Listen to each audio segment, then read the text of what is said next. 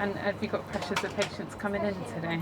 Yeah, Checking in to make sure there are enough nurses on shift to cope.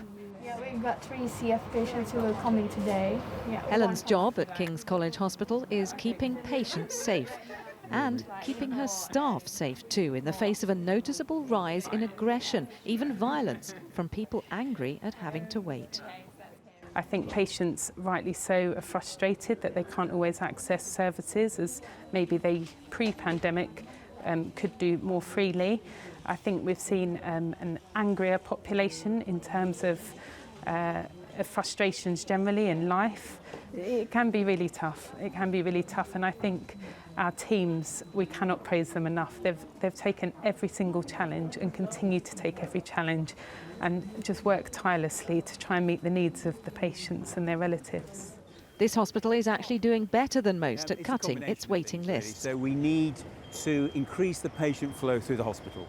The boss shows me the new outpatients building that'll help with that catch-up programme, but his broader assessment is stark. It feels incredibly challenging. It feels as though we are in the middle of winter.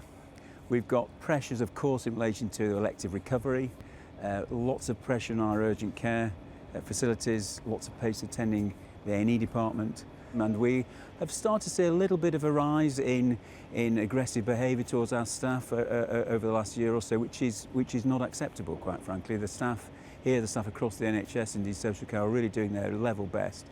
Down in the basement, the endoscopy unit has also expanded, which has really allowed us to catch up. And managed to clear its backlog completely. Endoscopy is just one part of it.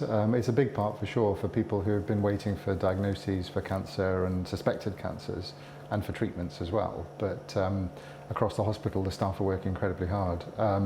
There's still a lot to do.